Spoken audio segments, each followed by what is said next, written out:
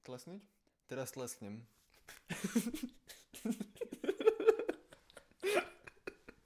Teraz tlesknem.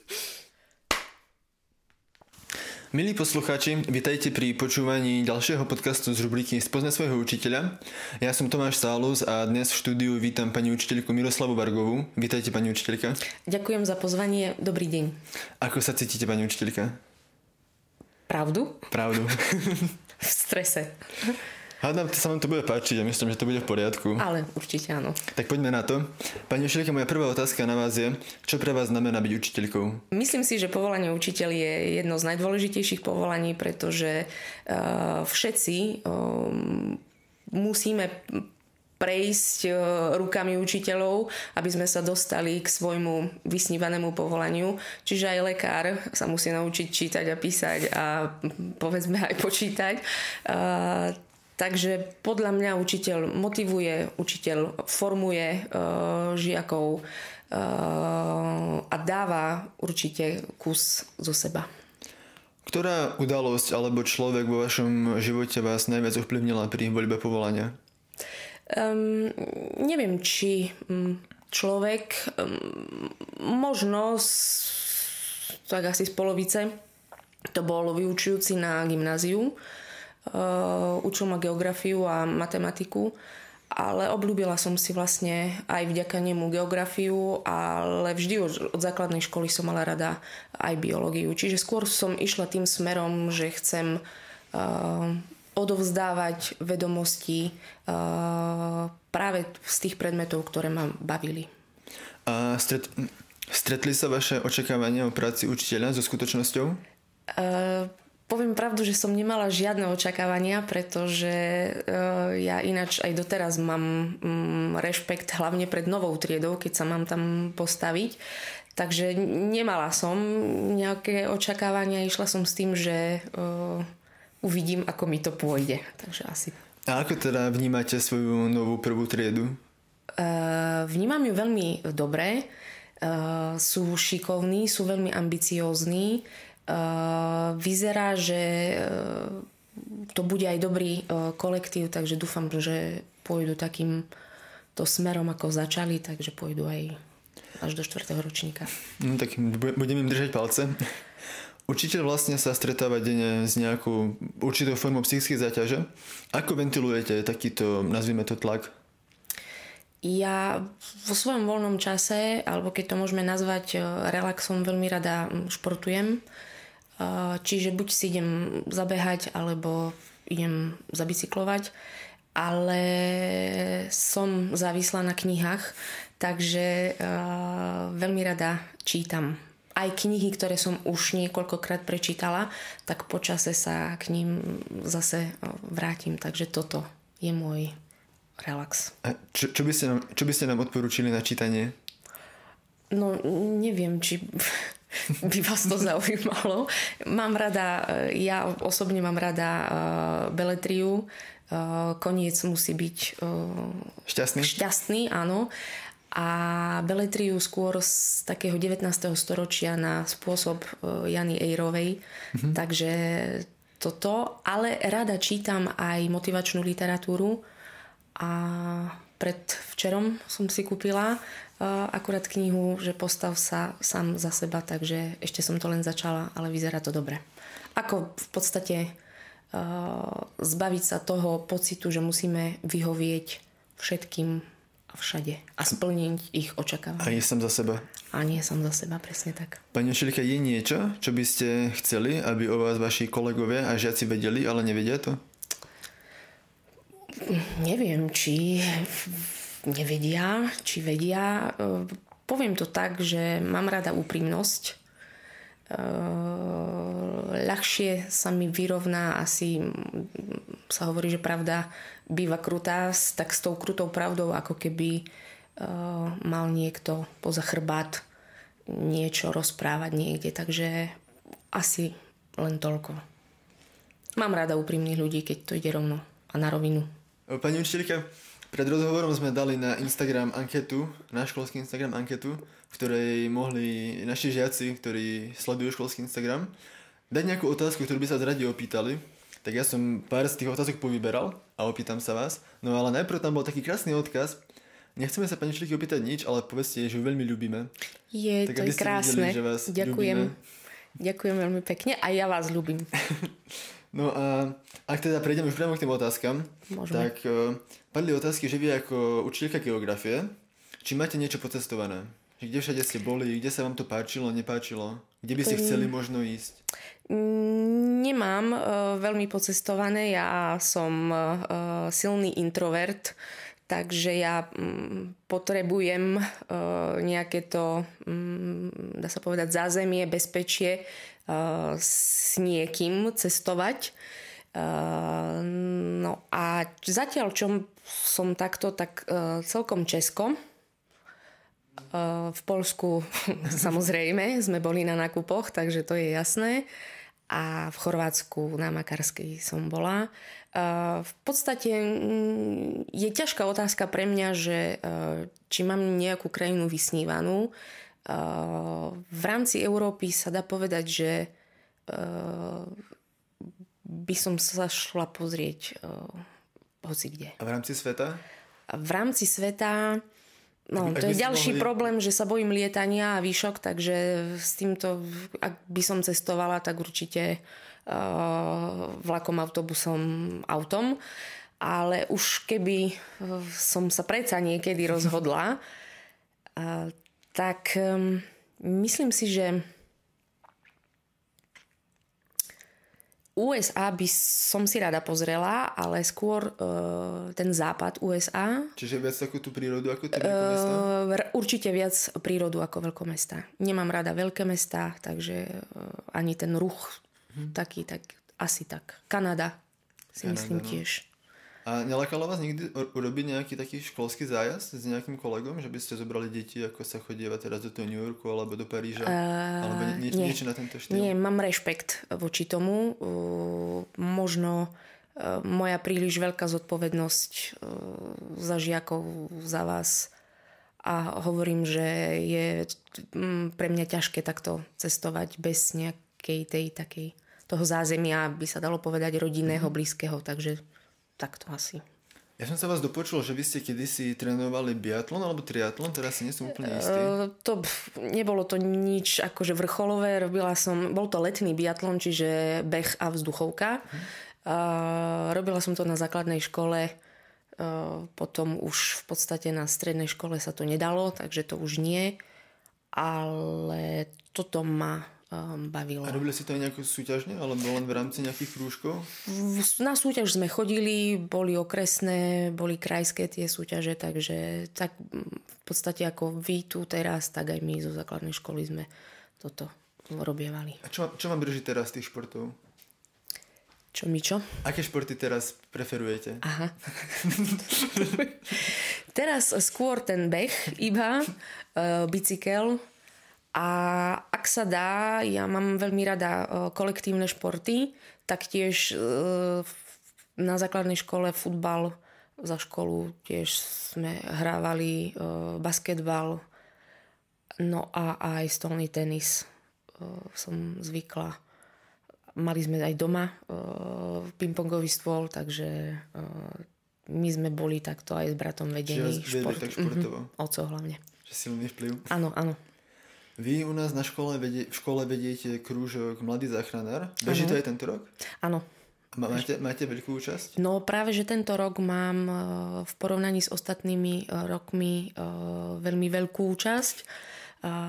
Takže aj na súťaž, ktorá zvykne byť okolo mája, tu v Poprade v aréne, je to oblastné kolo, tak zatiaľ vyzerá tak, že by som mala mať 3 družstvá v rámci stredných škôl a 1 družstvo v rámci základných škôl, čiže od príjmy do kvarty. Áno. A v čom teraz spočíva činnosť tohto krúžku? Je to iba o tom, že chodívate na súťaže, alebo aj akoby máte nejakú edukatívnu aktivitu za tým? Áno, snažím sa, obdivujem aj záchranárov v tomto, aj Červený kríž. Myslím si, že v súčasnosti je veľmi dôležité, aby už malé deti vedeli podávať prvú pomoc. Je to v podstate naša povinnosť ju podať, alebo len zavolať záchranku a neutiecť od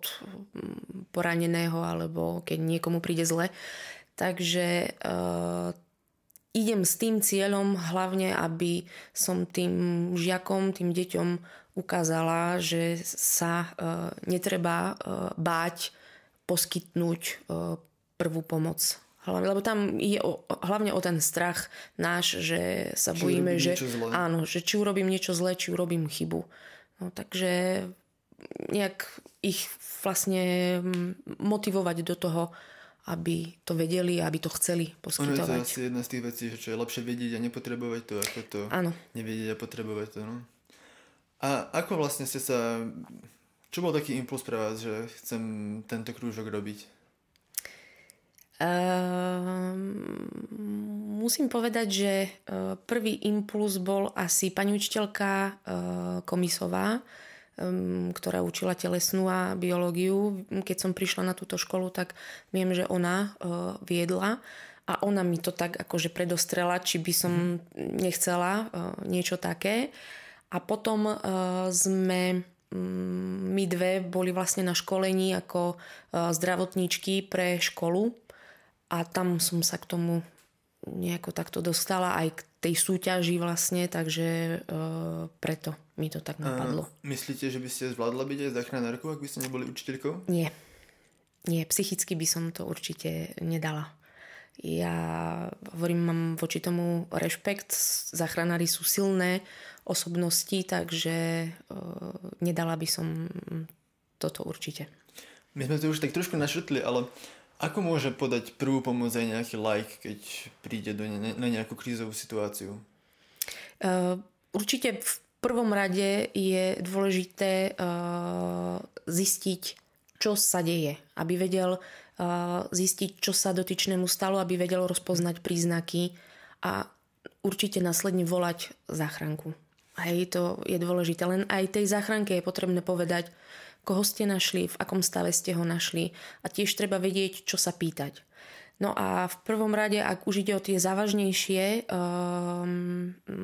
by sa dalo povedať poranenia, ako je, alebo teda nehody, ako je zástava dýchania, tak tam je v prvom rade, kým príde tá záchranka, ktorej trvá možno nejakých 20-25 minút, kým dorazia na to miesto, sú dôležití práve tí laici, ktorí niečo robia a ak vedia, čo majú robiť, tak o to je to lepšie, lebo tá záchrana života je potom je lepšie vyššie percento úspešnosti. A stále teda platí ten základ, že 30 stlačení hrudníka, 2 vdychy? Áno. A záklon hlavy k Áno. tomu? Mám tu vypísaných zopár situácií, či by sme si ich mohli spolu prejsť, že čo robiť, ak by náhodou k ním došlo. Skúsime to? Skúsime. Takže, začníme napríklad vyrazeným dýchom. Čo robiť a čo nerobiť? Pokiaľ viem, aspoň toto nikdy neškolia, nikdy sa to nepýtali záchranára, čo sa týka vyrazeného dýchu, ale ja som si to googlila, pretože by to napadlo. Pravdepodobne by tam trebalo len predklon. Predkloniť sa a rozdýchať. Áno. Dobre, prejdime k panickému ataku. Panický atak najčastejšie môže byť sprevádzaný buď hyperventiláciou napríklad, to znamená, že prekysličíme organizmus, vtedy môže dôjsť až ku krčom končatín a vtedy je najlepšie buď dýchať do sáčka, čiže nadýchať sa toho oxidu uhličitého viacej. Prípadne, ak sú to slabšie panické ataky, tak uvádza sa aj napríklad protistresové, také tie metódy dýchanie do brucha. Čiže pekne vedieť nadýchnuť to brucho, nedýchať plitko, nedýchať rýchlo. Tam sú potom také nejaké dýchanie, nie? Že nádych na 3 sekundy, výdych na 5 sekúnd. Áno, presne tak. Alebo môže sa ešte nádych, zadržím dých na nejaké 3 sekundy a potom vydýchnem. Čiže aj tým sa to dá zregulovať. Ak by sme prešli k bezvedomiu. Je bezvedomie teda vždy život ohrozujúci stav? Život ohrozujúce stavy sú zástava dýchania, veľké krvácanie a dá sa povedať, že šťastí aj šok, lebo ten človek nevie o sebe, čo robí a čo nerobí. Bezvedomie môže byť dvojaké, bude bezvedomie a človek dýcha. Čiže dá sa povedať, áno, je to život ohrozujúci stav, pretože nevieme, čiže tiež by som volala záchranku. A je bezvedomie, keď človek nedýchá. Čiže toto je život ohrozujúci stav, kedy vlastne resuscitujeme. Čiže tam je, ak nedýcham, tak resuscitujem, a ak mám bezvedomý človeka, ktorý dýcha, čo robí vtedy? Stabilizovaná poloha? Áno, môžeme ho dať do stabilizovanej polohy, ak sme predtým zistili, že nespadol z nejakej výšky, čiže nepredpokladáme, že má nejaké poranenie chrbtice. Prípadne, že nemá zlomeninu nejakú, či ruky, pánvy, končatín. Takže vtedy ho môžeme dať do stabilizovanej polohy. Do stabilizovanej polohy dávame ale najviac na 30 minút. Potom treba polohovať, čiže znova vrátiť na chrbát napríklad a zakloniť hlavu. Stále ale sledujeme, keď je v stabilizovanej polohe, či dýcha. A keď sa teda bavíme o tom, že sledovať, či dýcha, ako to vieme odsledovať? Keď dýcha, vieme odsledovať tak, že mu prikláňame vlastne ucho k ústam a sledujeme aj teda hrudník, či sa mu nadvihuje. Čiže nejde o to, že neviem, dám sklíčko do kuliarov k nosu a... Nie. Čiže zväčša na tom sluch to treba orientovať. Áno, cítim a počujem nádych, výdych. A čo sa týka nejakého merania pulzu, či je? Puls nemeráme, laici nemerajú puls, pretože v tej situácii sú v strese a môžu cítiť svoj vlastný puls v prstoch, čiže nevieme vyhodnotiť potom, či má ten puls alebo nemá. Ak teda prejdeme k ďalšiemu stavu, čo robiť pri nejakom vážnom krvácaní? Lebo ja som bol napríklad dlho v tom, že treba tú ranu nejakým spôsobom škrtiť, potom som sa dozvedel, že nie, že škrtiť určite nie. Veľké krvácania sú krvácania z ciev, veľkých ciev, čiže žily tepny. Vtedy je dôležité zastaviť krvácanie zhruba do 4 minút, pretože to krvácanie je dosť, keď je dosť silné to krvácanie, tak veľmi rýchlo človek vykrváca. V každom prípade treba tlakom do rany. Ak je človek pri vedomí, tak jeho prsty do jeho rany. Ak nie je pri vedomí, tak naše prsty vlastné. Vtedy je dôležité mať rukavice, lebo nevieme, o akého človeka ide, aké má ochorenie a podobne. Čiže tlak prsty do rany a potom navrstviť gázami a silno vlastne zatiahnuť tú ranu obväzom. Ak by krv presakovala, tak nemeníme, neodviazujeme, vrstvíme ďalšiu vrstvu a vlastne obviažeme. A určite voláme záchranku. Čo pri takých tých najvážnejších stavoch, ako napríklad infarkt alebo mŕtvica? Tam je dôležité práve u nás to zistenie tých príznakov. To znamená, že my vieme zhodnotiť tú situáciu, že či sa jedná o mŕtvicu alebo sa jedná o infarkt. Pri mŕtvici najčastejšie je dôležité komunikovať s dotyčným, to znamená, aby dvihol obidve ruky, aby pohol obidvoma nohami, aby vyplazil jazyk, lebo pri mŕtvici človek ochrnie na polovicu tela, čiže tam dotyčný nevie zapískať, nevie vyceriť zuby. Vtedy voláme, udáva sa, že do nejakých 2 hodín by bolo fajn, keby sa dostal do nemocnice. Pri infarkte je teda bolesť na hrudníku silná, môže vystreľovať do ľavej ruky. Tu je dôležité zisťovať, či dotyčný už mal takýto stav, pretože my všetko toto, čo zistíme, musíme povedať záchranárom, keď prídu. Čiže či už mal takýto stav, ako dlho mu trvá to momentálne nepohodlie, ktoré má, potom či berie nejaké lieky na to a či je alergický na lieky. Lebo to všetko my musíme zistiť a povedať záchranárom ďalej. Áno. Na záver ešte posledný šok elektrinou. Ako reagovať v takomto prípade?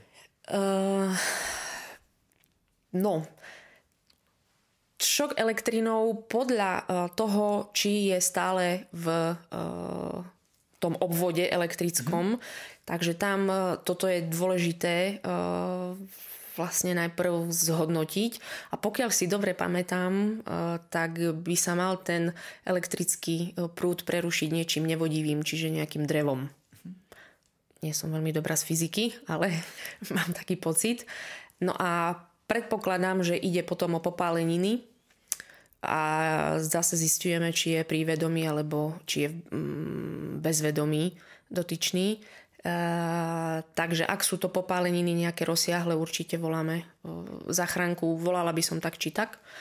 A ak sú mierne a že je pri vedomí, tak popáleniny sa vlastne chladia nejakých 20 minút studenou vodou, ľadom. Ničím neprikrývame, ničím nemažeme, žiadnymi mastičkami, olejami, ani ničím. Studená voda a nechladiť. Áno. My sme sa o tom troška bavili, keď sme spomínali to zisťovanie dýchania a srdcového tepu, ale sú nejaké také mýty o prvej pomoci, ktoré nejak prežívajú medzi ľuďmi a pritom sú nesprávne? No aspoň nám na školení, čo bolo povedané, často sa hovorí o zapadnutom jazyku, že treba vyberať jazyk. Pri epileptickom záchvate napríklad? Nie, nesmieme. Každý záchranár vám povie, že žiadny zapadnutý jazyk nikdy nevidel, takže nedokáže ten jazyk zapadnúť. Stačí zakloniť hlavu a zvlášť pri epileptickom záchvate, tým, že človek v krči, nesmú sa dávať prsty naše do jeho úst, pretože vám ich môže odhríznúť. A tam je silný krč, takže preto. V žiadnom prípade len zakláňať hlavu, už záklonom hlavy sa spriechodňujú dýchacie cesty. Takže... A keď teraz spomíname tú epilepsiu, je tam niečo také, že držať toho človeka nejakým spôsobom, aby sa netriasol, alebo ho nechať proste sa, keď to poviem tak hrubo, úplne vytriasť? Áno, držíme iba hlavu.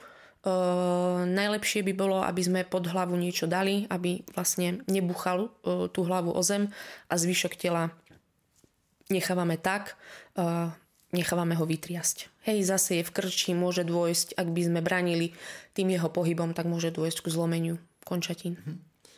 Ak by niekoho náhodou naše rozprávanie zaujalo a chcel by sa pridať do vášho krúžku, máte ešte voľné miesta? Samozrejme. Tak sa nezabudnite hlásiť pani učiteľke Vargovej. A ja vám, pani učiteľke, ďakujem za rozhovor a za vašu ochotu, že ste tu prišli. Ja ďakujem za pozvanie. Majte sa.